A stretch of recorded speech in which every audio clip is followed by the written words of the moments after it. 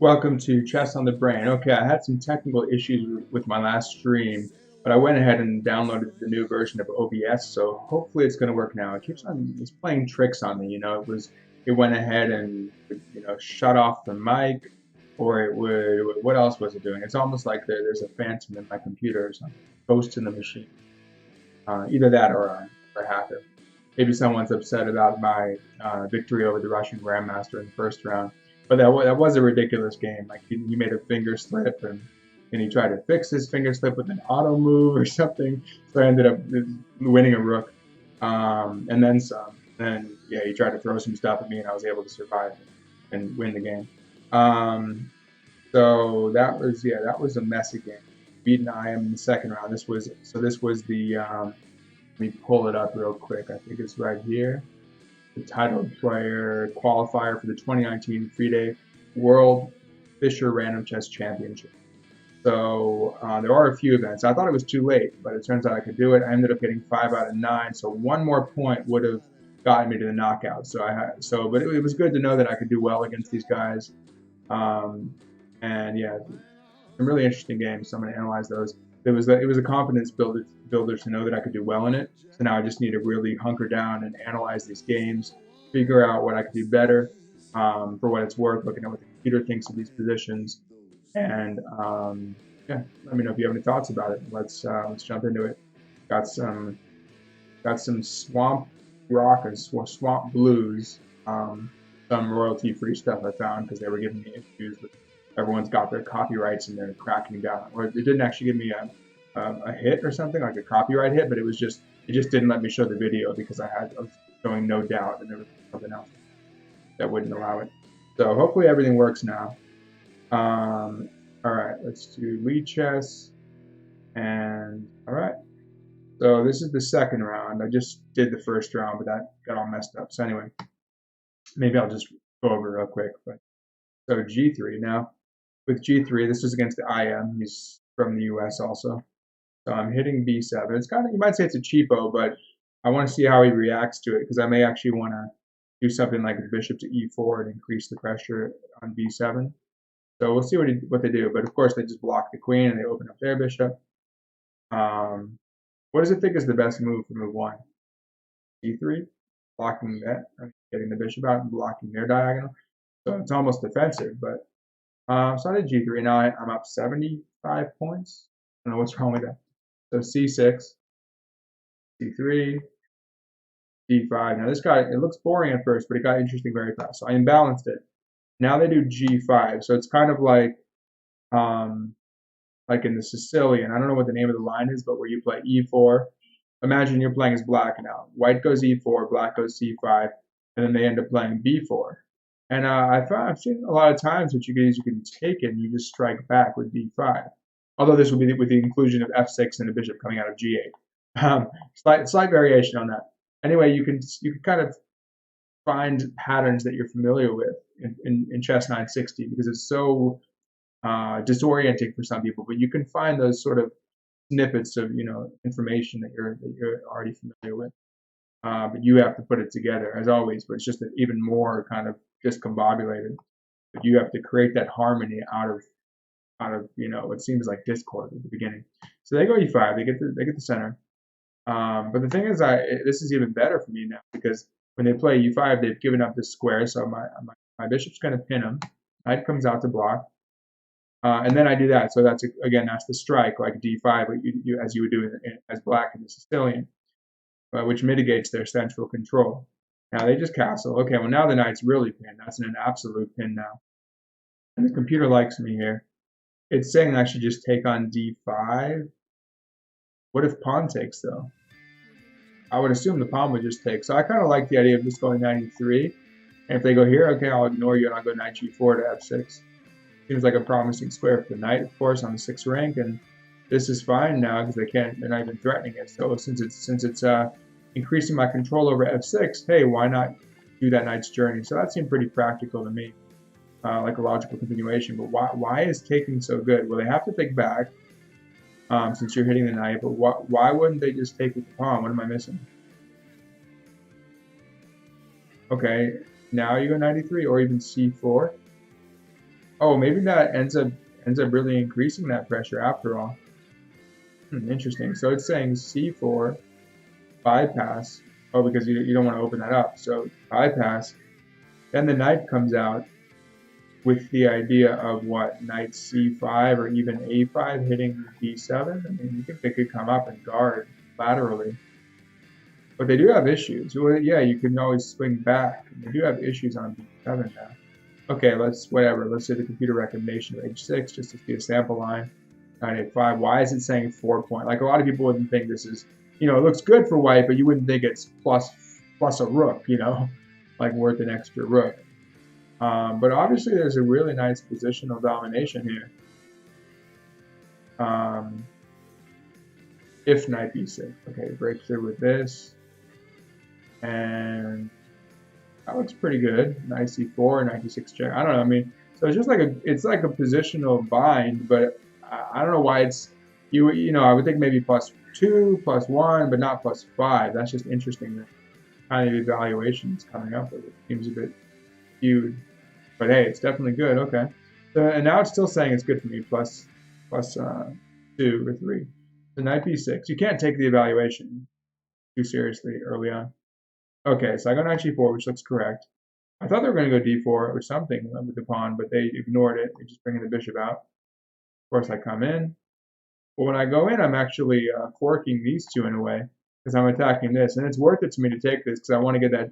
Because the thing is, when I take on d5, they have to take back because otherwise you're going to win this due to that annoying pin. So everything combined, I think that really part of the reason. Well, first of all, I'm up a pawn, but even though it's away from the center, but that could be useful later. The bishop's awful, so they're kind of down that bishop until it can activate, and that pin is very, very uncomfortable for them. So they go rook e7, and now I'm like, well, yeah, just get this, I have. So the pressure didn't end up breaking through on b7, but it did end up kind of x-raying through to d5, and that was pretty strong. So I take, of course, bishop gets. Oh no, bishop doesn't take. Pawn takes. Then I take on d5. It's all kind of forced. They have to take. Knight takes. Now I actually didn't see this originally because I was like, well, that's kind of scary because if the knight moves, they have a mate on d2. So that's where I kind of want to castle and have a rook guarding it. The funky chess 960 castle. Now the computer is saying you're really strong here just by playing knight c2.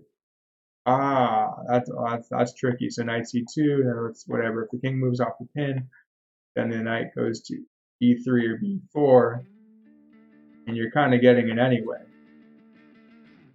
That looks a little more ambiguous though. Well, if they do push, I guess you got bishop b4. What would happen? I'm just curious. Let's say knight c2. Okay, king b8, sure. And let's say knight takes. Okay, let's just say they push. How bad is this? You have you just go in. You just break. Well, you're winning the exchange then. Again, I think something's off with the evaluation because that just doesn't feel like +7, but +8. Okay, let's say they go here, and then you can. I might even want to play c4 and just hold the knight there. This seems to be good enough. If the pawn takes, just liquidate. The rook takes. Okay, I can do that. Yeah, I'm okay with queen d5. I mean, that's pretty dominating. And again, they're basically down a piece, so the queen can't enter the game yet, and the bishop's just terrible. I mean, you'd think they would try f6, but their king is also kind of under attack too. Because once they trade, you got bishop e4. Yeah, that's pretty awful. So I take, he doubles. Then I go queen g1.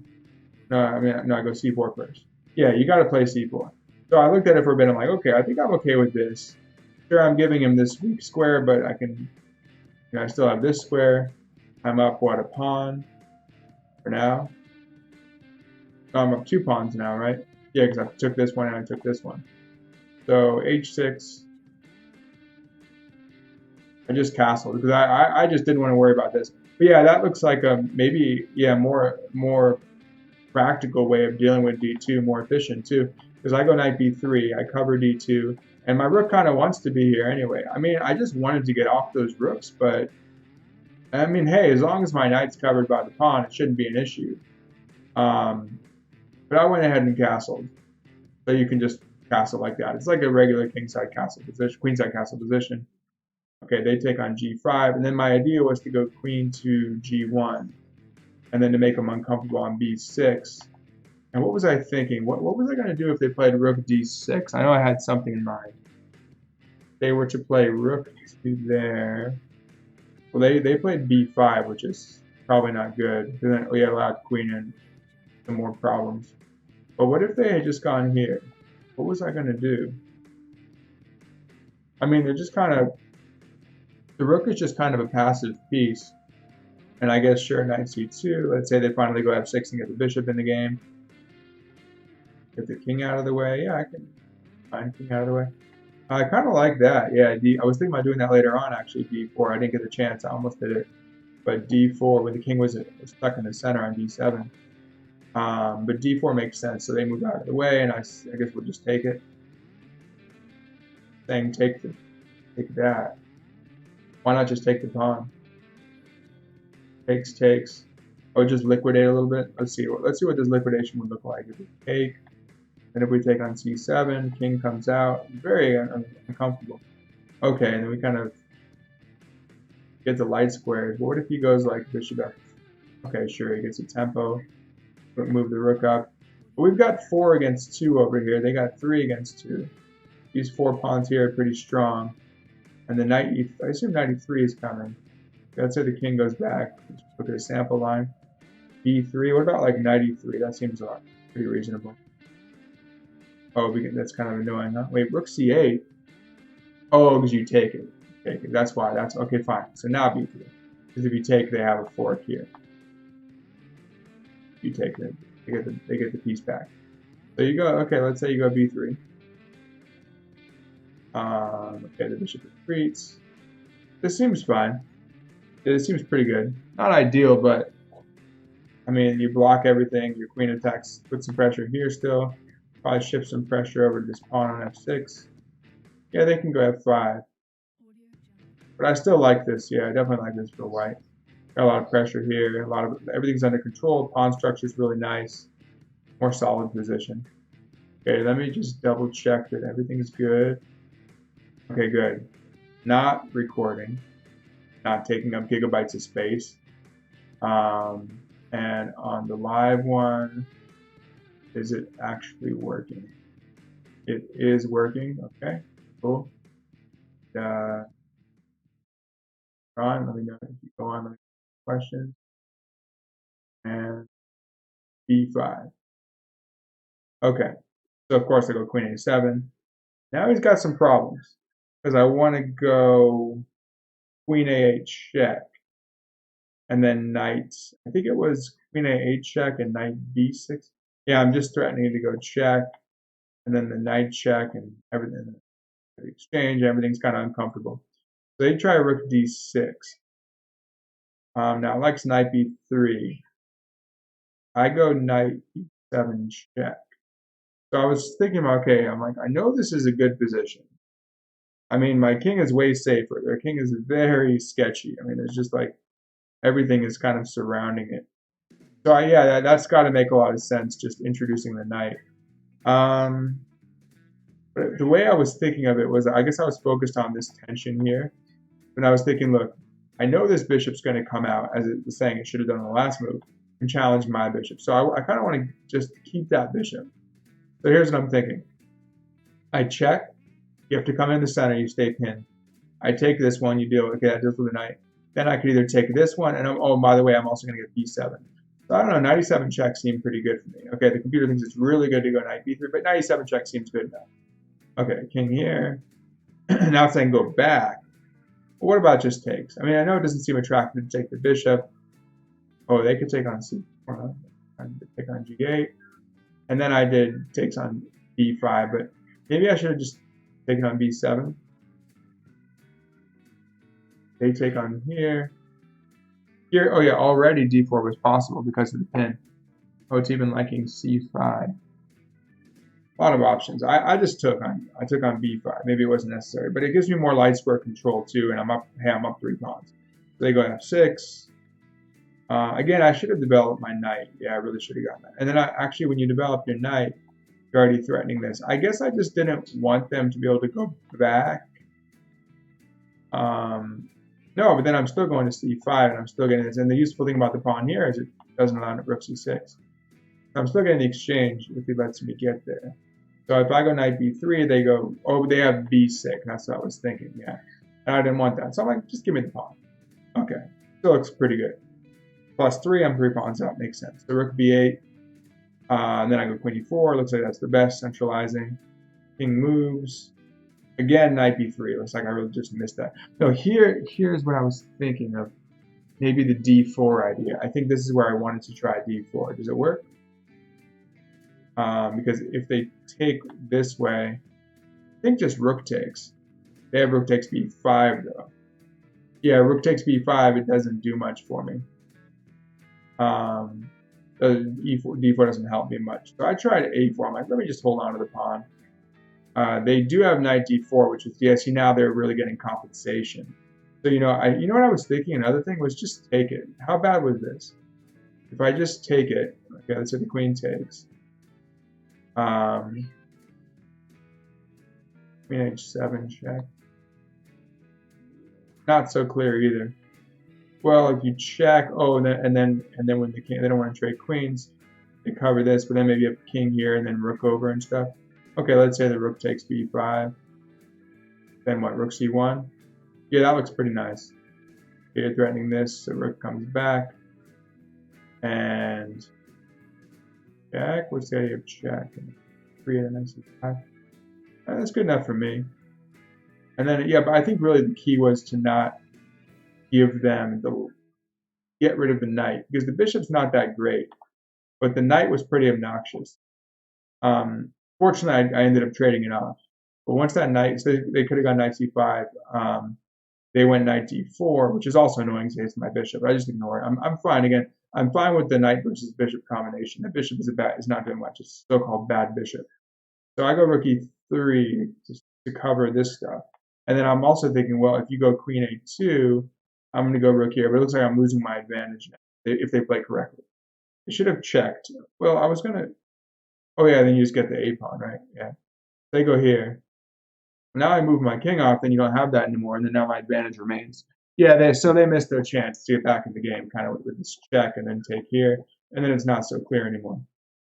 But they go here. Now I secure my advantage with king b1. Queen comes in. I kick the queen with this, and then they started hovering around here, and then I'm like, all right, let's just trade down. So I think knight c2 got the job done. Okay, bishop g4, yeah, I guess, but this was simpler. Okay, then he takes, queen takes. It's funny enough, you can't even attack this with the queen. Yeah, but you can. They could have done this. So I guess they just didn't want the end game. That maybe they were afraid of like a trade down, and then maybe here and checks and stuff. And well, at the end, 3, 4, 5. I mean, white's up 2 pawns, and in opposite color bishop endgames, they tend to be drawish, but with the rooks on the board, there's a Chess Life edition that has 4 Walter Brown, I think it's 4 positions, maybe 6 positions from Walter Brown games, where he has a bishop and a rook, and he wins. It's a really good column. And speaking of which, Naroditsky, who won this tournament, he did a really nice job with 8.5 out of 9. He writes a good column on endgames in Chess Life, which I'd recommend checking out. Okay, so he comes back hitting the rook. That doesn't do anything. Yeah, just go rook c3, and then I pretty much secured everything. And this bishop became real strong. Secure, hitting the light squares, and any checks are going to be very strong here. Okay, so he goes doubles up, and then of course d3. Bishop guards it, queen, everything guards it. But he's trying to hit me on the light squares. But this is where I just on the dark squares, because now this is dangerous. Bishop in. Well, I'd have a check actually. I'd just have a check. But still, you don't want to get mated on a1 or something. So I just did queen a2. And then it happened to work out because he didn't want to trade down, so he goes back. But then he just gets pushed. He just loses by force now. He just gets pushed back here. And then I go b4. And then I go a5. And then he has nowhere good to go. And then I check. And the problem is if he goes back, I have a mate here. So he has to go here, and then I just win the exchange. Why is rook take so much better? Oh, I missed that. It's a big difference because queen e6. Well, both are winning, but this is way easier. Because if you go rook takes, then queen e6, right? And then you take with, and then you check them. Actually, it's even saying, I mean, you could just take on d7, you're up a rook, but what if he blocks? Ooh, you win the queen. That's nice. You win the queen. Win the queen or mate probably. Rook f7, skewer like this, check, and you take this. Like in Searching for Bobby Fischer, you get the skewer. Although that was a diagonal skewer from promotion. So, okay, I mean, this was good enough. This was good enough. But takes, check, and then another check, and then he resigned. Yeah, everything's collapsing. It's down 4 pawns of exchange, so pretty bad position. What if he had gone? I assume, I don't know. Would I just trade queens? Rook c1 check, huh? Oh, you just would force it into a king and pawn endgame. Yeah, it's simple. You just check. I mean, you could be cute about it. Oh, it wins. It actually mates. Cool. You can just like mate him with the pawns. What is this? Okay, what's going on? Check. King, queen, b6 check next. Oh, we have a6. Oh, we're just throwing the, we're removing, we're gonna remove the king from, oh no, we're gonna force, even b6 would win the queen. But we're gonna just go like this and force them to block, and then we're gonna mate. Wow, that's pretty nice. So I had an even more, elegant finish. But taking with check was good enough. Oh yeah, that would have happened after that. You can still do that if you want, I guess.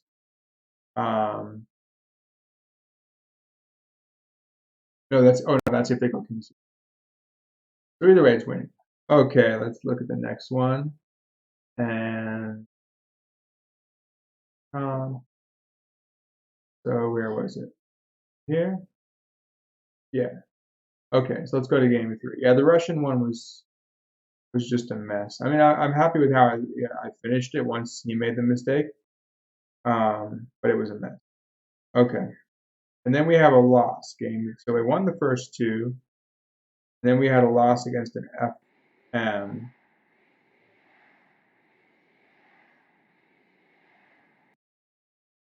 Okay, who's that? So we got, okay, back to, okay, so it's doing all sorts of instrumental music. We started with swamp blues, then we got heavy blues, upbeat energetic rock, hard rock, blues rock, garage rock. Okay, now we have country instrument, which is basically coming out of blues and bluegrass anyway. Pop version sometimes. All right, so let's see. So chess.com. So let's look at the one that I lost against, what is it, Slovenian Karma and FM. And that was one I actually probably should have won. There was one later where I did get punished soundly. But this was a game I think I should have won. Oh wait. Yeah, okay. Download. All right, let's get this FEN right here. Not the final, the beginning FEN.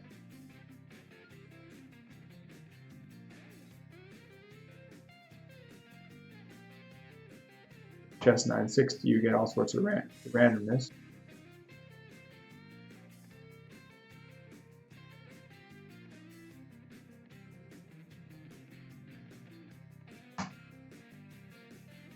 Doesn't want to clear. Okay.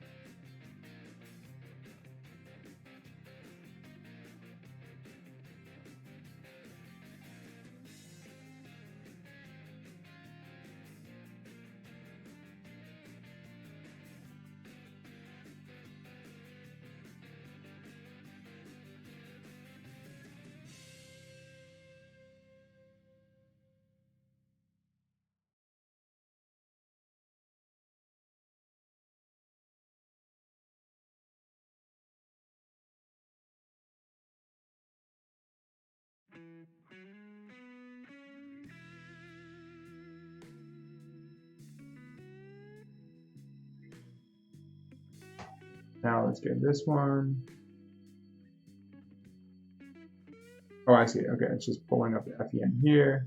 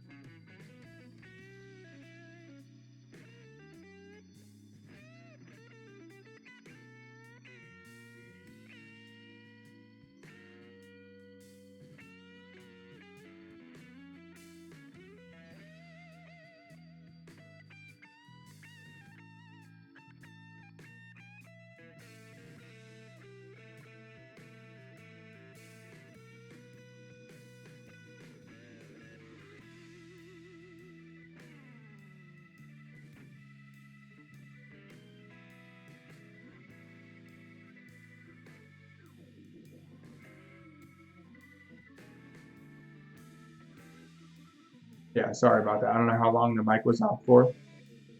That's, yeah, that's just really obnoxious. Okay, so it's streaming, but yeah, like if I click on something and it affects, I don't think I pressed anything that would be like a code for the mic. I should check that though. Like the keys, if you press a certain key that could affect the microphone. Oh, you know what? That's probably what it is. So I think if you go to where was it? Gotta use this. Okay, settings. And then if we go to, okay, you got this weird like mirror thing going on. Okay, what was this on hotkeys? Okay, this is for recording. Shift G. Okay. Now I should. Okay, is there anything from no anything on the microphone? Oh, control. Okay, that I think that's my problem. So I'm gonna remove that. So there will not be a mute. So if I press control right now, it mutes. Oh, I must have been using control for something else. Copying. So every time I copy something, oh, that's so stupid. Okay, apply that. Make sure that doesn't happen again. Okay, I think I'm good now on the mic. Okay, so let's get rid of this. Microphone working. Good. Okay. So, hopefully it wasn't for a long time, but at least we know what the issue is now. Okay. So I go C5, C4. Okay, so it's like a symmetrical English. Like 6. Interestingly enough, I usually don't really copy them much, but here we kind of ended up doing that. But I was looking to play D5 at some point. They're looking to do the same thing. I go B6. I was actually thinking of going Queen B7, and if they ever go knight, excuse me, if they ever go knight B5, I'll just drop the bishop back, and that's actually commensurate with castling queenside because Queen B7 gets out of the way. My king is going to go to C8. My rook's going to go to D8, and then my bishop goes to B8. So everything's kind of working together. And the idea of the pressure here was to combine that with like a knight here. So I figured that diagonal pressure would behoove me there. So I go knight B5. I go bishop B8. D4, kick them back. Now this is actually a little problematic for them because it looks like they're going to drop the pawn unless they go knight A3. I think there actually was a way for them to go knight C3. So the computer's already preferring me here. What if they did just go here though? How bad is that? I take. Does it just win the pawn? If I take, they have what? Queen A3 checks? No, I would think I would have Queen C5 then. Why can't I just take it? Is that a blunder? Okay, so the bishop takes, h takes, f takes. Why not h takes? Yeah, h takes. Okay, not a4, but aren't I? Oh, and then that's going to hit this loose pawn, and it's going to hit this. So I might just lose. I might just be a trade. It doesn't. Yeah, it doesn't do anything for me because I can't guard both at once. I'm going to have to retreat, and they're going to take this, and then they're going to get. Well, they gave up their bishop. They didn't have to, I guess, but and then they get the bishop back. I don't know. And then well, then they get like 3 against 1 on the queen, or no, 3 against kind of 2. Only if they bypass, they'd have 3 against 1. Yeah, it seems pretty good for them. So I suppose if I mean I probably would have just taken it in the short game because it's hard to see all that honestly ahead of time. But it looks like the best move is to take it and then like just to castle and I guess play against. I'm not sure why I would be better there at all then. I mean, you have the thing that I liked about it was that I was gaining access to the f4 square, and you could do that a lot when you're playing against an isolated pawn. Let's say you're playing as black, and they get an isolated pawn here, and then you can stick your bishop on here, and you get your queen behind it. So just because you're playing against an isolated pawn doesn't mean you can't play actively. There's actually a famous Morphy game I did a blog on once, where Morphy he played against the isolated pawn, but he attacked himself. I mean, it doesn't mean you can't have active pieces. A lot of times your pieces do get on here, or if you're playing as white, they get on f5, the equivalent. Okay, the knight goes to a3 because they don't want to drop the d pawn. So I take it, but the idea is I take, I drop the bishop here, make the queen move. Okay, it was just saying knight to e7, and then now it's saying knight to e4. But I like this. I like the logic behind it because I think it makes sense to play for d5. The idea is that it restrains their d5, and then if I get d5 and the pawn takes, I could take back with the knight or even possibly the bishop. But that's where I'm getting a nice, isolated pawn. The other thing about the isolated pawn, okay, I mentioned this, is that when you have the knights here, again, they can jump here. Often they get to here to get to d5, or it can get to f4. So let's just say I tuck the bishop back. Well, now I have another knight coming on f4, combined with here, attacking g2, so everything's kind of in the right place. All thanks to that capture here, weakening f4, combined with the natural bishop here. Okay, this got crazy then. This got very crazy. So knight to e7. They go queen h5. I figured, okay, no harm done. Now, yeah, do d5, which seems correct. And also, you don't want that bishop opening up. So I shut the bishop down. They castle, the funny chess 960 castling. Bishop d6. Okay, now I was thinking I'm going to win a pawn here. Thinking, okay, well, if you want to go here, or would I even take it? I'm not even sure if I do that. But, the knight is becoming problematic and the knight's guarding the pawn. So I think I might win a pawn here. So they go c5. And now it's a little messy because I thought they might do that because, well, they're going to open up their bishop at least because they want that bishop to hit here, maybe combine with here after queen takes h7. So they get some pressure, but it probably shouldn't be enough. Somehow I messed it up to give them that much pressure. Fortunately, I survived the original onslaught, but okay, so they go queen takes h7. So here's the problem, though. This is the annoying thing about it, is that I can't go here because that's bishop takes or queen takes is mate due to the useful bishop on a1.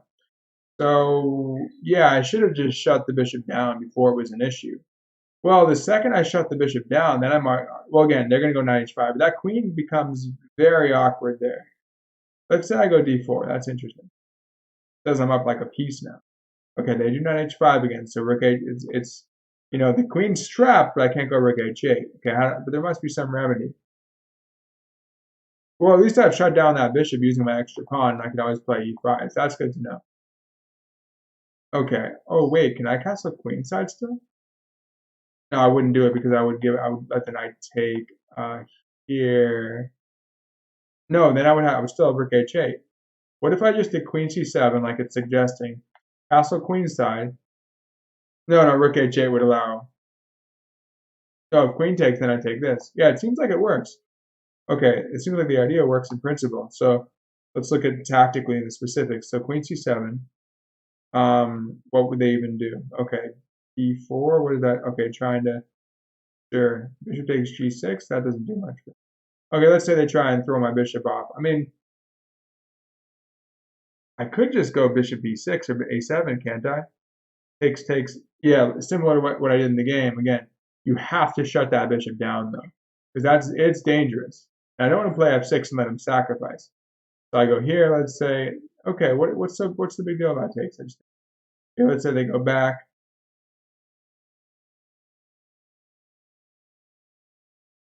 Now, what if I do the idea of castles and rook h8? Oh wait, they're hanging their knight. Okay, let's say they go here. Well, then I can really take the knight and take on. Oh, not to mention the rook's hanging. What if I just take the? Oh no, then they pin. I don't want that. Did it survive? Can I survive that? I take. They take. That doesn't look natural. Wait. Okay. Wait. Hold on. Doesn't look comfortable. If bishop takes, I take. Not at 4. Yeah, there's some crazy stuff going on. I have to be careful here.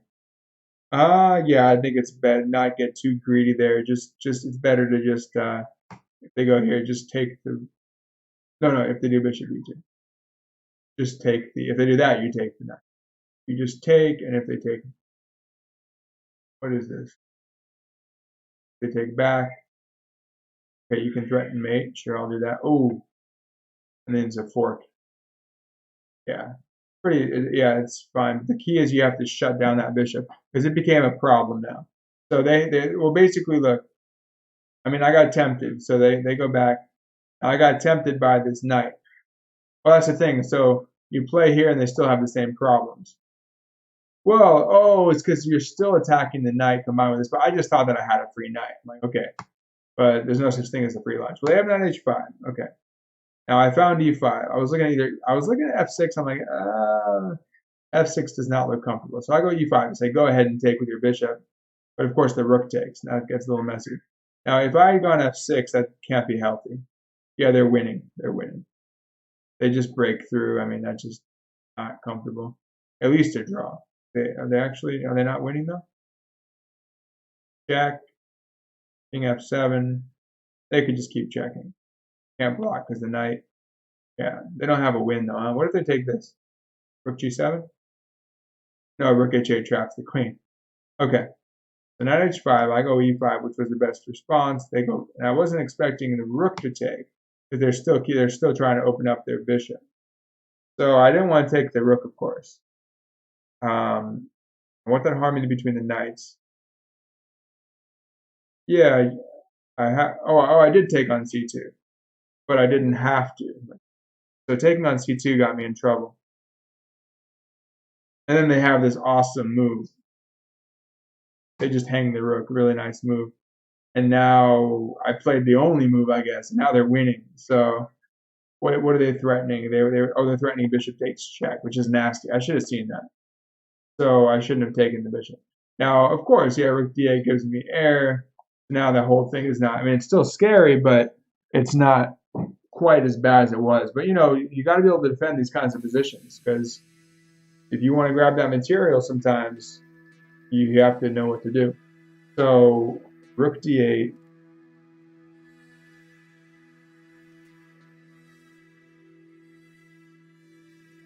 Okay, what's the big deal about bishop takes? What do they have here? Takes. Well, they go here, so there's still some tricks. Now they're threatening rook check, and then bishop because they keep my open this up while keeping a bar on the e file, and then bishop takes is gonna mate. Okay, I have to clog it up. Gotta play d4. Oh, okay. Wait. Is that such a big deal? Bishop takes. Now you chop it, huh? Now you chop, and then wait. What if bishop takes? This is a mess. Bishop takes, then you go f6. Okay, wait. And why don't you go here? Oh, because actually it's not even 2 rooks for the queen. When they go check, queen takes, check, and then they get your rook after queen takes. Ouch, that's bad. So it's like a rook for a queen or something. It's a mess. Okay. So I would take on e5. It looks like it's the correct move. Bishop takes. But f6 is not a move I want to have to make.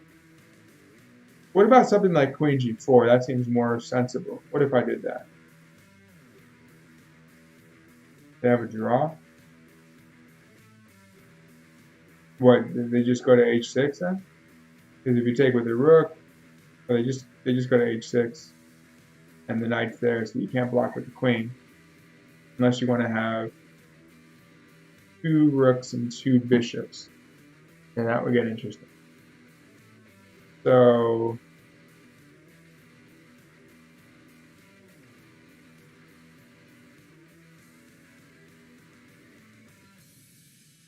it's saying f6 then. You want to still win. Now, of course, that sack's coming. Oh, you let them sack. It's a little finesse. Then you go, and you're actually threatening mate. Okay, they go f3. This is insane. Okay, you go bishop takes f3. They take on g7. Rook takes. Now they don't. Now they check. There might be like king f7. Okay. If they were to check, you would have, yeah, king f7 should survive that. And you're threatening mate, and they have to trade it away. So they'd have to do the trade. Okay, it transposes, I guess. Knight takes. So the bishop's hanging. And you can deal with that by going here. Okay, you're up a piece, but it's one of those scenarios where it's really hard, because you only have one pawn and they have four pawns. I mean, your bishops can probably shut the pawns down. The question though is, can you actually win it? I mean, maybe your best shot is probably, if you can win, you try to win the knight, try to like corral the knight using the bishops. Okay, so he's got a trade. Yeah, I would just try to win the knight somehow, maybe set up a fork. But if he's smart about it, he would play like maybe just b3 and secure his knight. And with just one pawn, I mean, probably another way to win is you just sort of, angle your way over here, take these pawns, and then deal with those pawns and push the a pawn. So there's ways to win this. There are ways to win for sure. That's why I'm saying it's like almost +2 or -2 for black. But I took the bait. And then he goes here. I'm like, oh, I should have seen that. Opening the rook. Okay, so I do d. Now I block it. Now it says about the same whether do rook c8.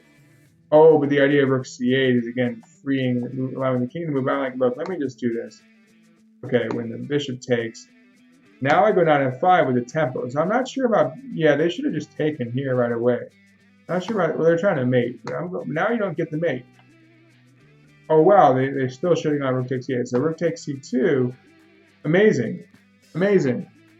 Because the thing is, I actually end up getting their queen back because their queen is stuck on track. That's amazing though. And so on the previous move, they should have taken the queen and won. On this move, they take the queen and they lose. Wow. So they should have taken.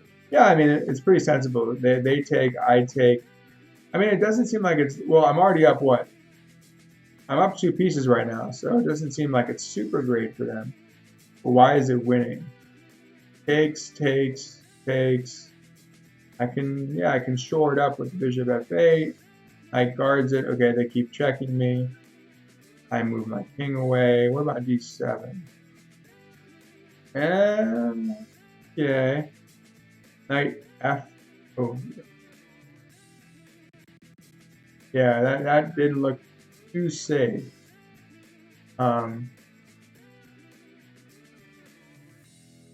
Did it mute?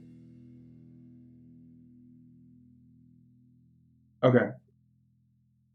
So power went to 20%. I think it was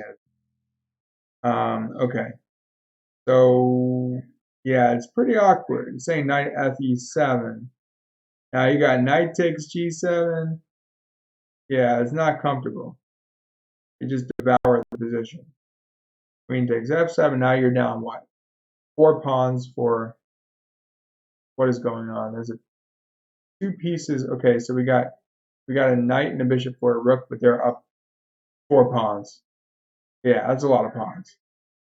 I mean, in the game I had 2 pieces for the rook and maybe 2 pawns or something, but that was a better scenario. Okay, I go knight takes d4. They go rook c7, which is funny enough the best move. Now I guess I missed. What did I miss? The knight check.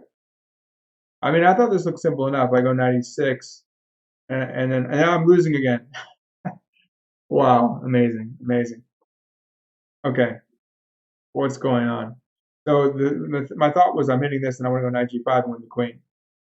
I'm also covering g7 so I can go rook h8. It's super tactical game. Wait, so how would this win? Check, king h1 only move. Bishop, so the bishop covers. And that's the other way. That's the other way of covering this, allowing rook h8. And not to mention, there's no trick with the check. Pawn takes trying to mate. Not a check, but not f6. There's no trick because the bishop can simply recapture. Okay, so it's saying the best move now is here, but then don't we have rook h8? Or we do like some fancy queen. Oh, they're hitting this. So we do some fancy queen trap. Still restricting them. Hitting f2. They go f3. Now do we finally get to play rook h8? Yes, we do. And what is the piece count? What is the piece count? We have rook for rook, knight for knight, 3 pieces for a rook, winning position. Oh wow. So I missed that. I missed that. So 96 was again a losing position. Minus plus 10 for them. Okay, they found this move. They're very good tactically. Okay, I take on c7. Best move I have. No, I don't do that. Wait a second. Wait, you're telling me they missed a mate in 2? Oh, they had a smothered mate. Okay, they're not that good in tactics. To find they should have they should have seen it, but they already found like a lot of really good things. I mean, this was actually a pretty obvious move, knight f6, because if I take, they just have a straightforward mate here. That covered. That's amazing though. They had the chance to do a smothered mate. Oh man, ouch. That's a really cool looking smothered mate too. Look at that. Hatching me and all these pieces. I mean, and that's the definition of a smothered mate, where you just have all your, that's the epitome of it. You just, everything is clustered around the king. And oh, that is awful. That is just awful. So they missed it. And since they missed it, now it's equal, approximately. Okay, they take on e8, and yeah, my best bet is not to take the knight and get forked, but to because I'm going to lose that one of the pieces anyway, so I may as well lose my knight and pick up the rook. Okay, so now I have 2 pieces for the rook. It says it's equal. Whenever the computer says 0, it means it doesn't really know, but it's approximately equal. Okay, I got to go bishop e7, guard the pawn, and the bishop. Okay, it's plus 0.1. Okay, it's about equal. They go rook e1, I block to stop. Now the thing is, I forgot about that later on. They go rook e1, I go knight g6, all looks fine. They go h3. That allows knight f4, which is good for me. Okay, now I'm better again. Okay, they go g3, I take on h3. They go 1, and then this is where I probably went astray. I was getting a little too greedy there with trying to win another pawn. I should just be satisfied. Look, I'm just down a pawn. I have two pieces for a rook and a pawn. That's generally very good. I got the bishop pair. Should be winning. Just retreat the knight. Just go back. I really wanted the c-pawn, but I didn't need it. I should have been. I mean, I was probably frazzled by everything. I'm like, wow, I'm just happy to have this position. Now I was trying to go for the kill. I got to regain my composure and just play, knight back.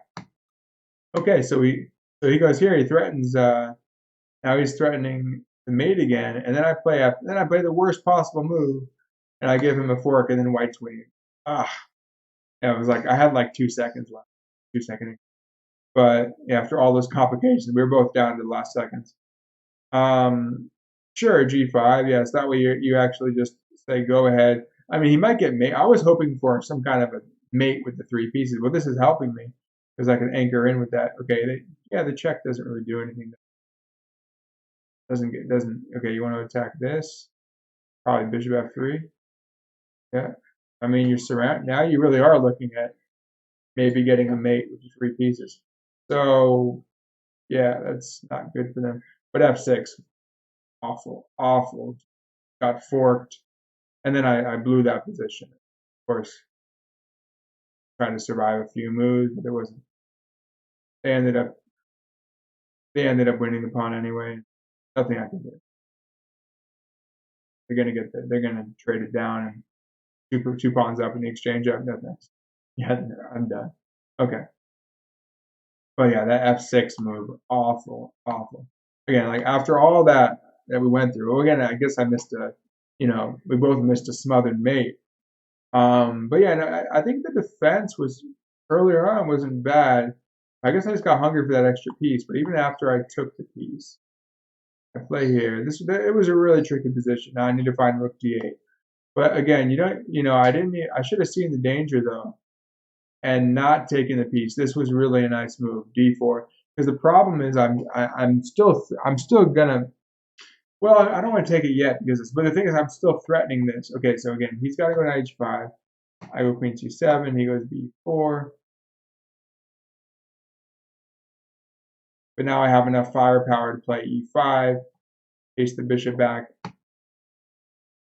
and then if he did that, I would finally take on e3 because I've dealt with it. But again, and if he does bishop to b2, then oh wait, why couldn't they take back again? Oh, because queen b7. Yeah, and then that's that. And their pieces are too loose. And if they don't take back, well, then you're just winning everything. What? Let's say bishop c1, still queen attacks, and then what? We move the bishop, attack the knight, and pressure on the knight. And well, they still have some tactics over there, but I think we have we have queen f6 now.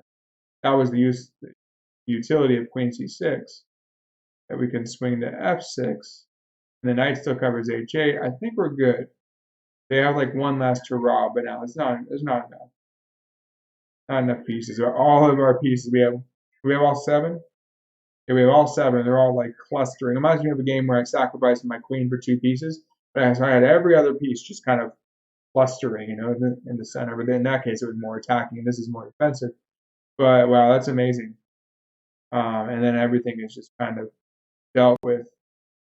Okay, they have to take, and then we just trade queens. Try to trade queens. They probably don't want to trade queens in here. But then the counterattack should be pretty nasty. I have 4, yeah, that's decisive.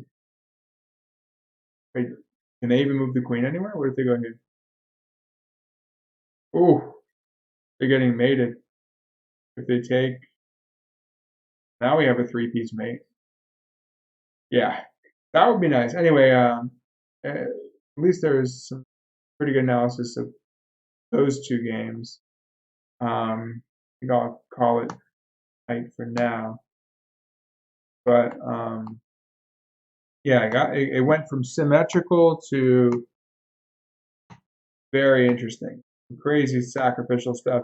So by virtue of this whole like queen takes h7, combined with knight h5, combined with the diagonal. Now again, I was trying to shut the diagonal down, so at least I get some credit for that, I think. But they weren't having it. They said, all right, if you want to go after my knight, you got to open my bishop, and they sensed a lot of tactics there. And I missed I fell for that bait with queen takes c2, and then it was just like very, crazy fluctuating evaluations. Man, wow. Well, that's a great move, though. I mean, it's pretty straightforward. No, it's straightforward. Just open it up on 7. That was pretty bad that I allowed that to happen. So rook d8 was the better move there. Yeah, good stuff. Stuff on those 2 games. So did it actually go through on Lead Chess? You go to, because I know I've had some issues with a couple of technical difficulties, but did I actually? Oh, I didn't actually see.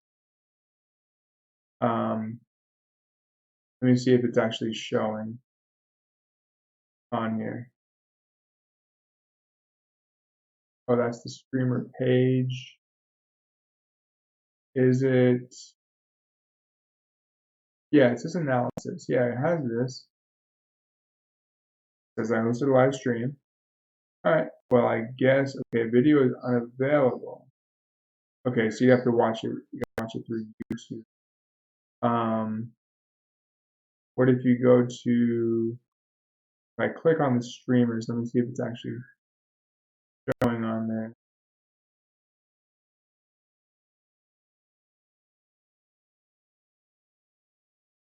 Okay, yeah, it does say it's live. Yeah, it's become really popular, the streaming. Because yeah, when I started, doing it last year, maybe there'd be like one or two, but I guess yeah, well, Lichess picked up in popularity. And where have I seen? I don't know, I feel like I did the World Open or something. Um, oh, there's the St. Louis Chess Club. I was doing something through AmeriCorps in Missouri. 2 hours. I was at Fort. Yeah, I was at Fort Leonard Wood.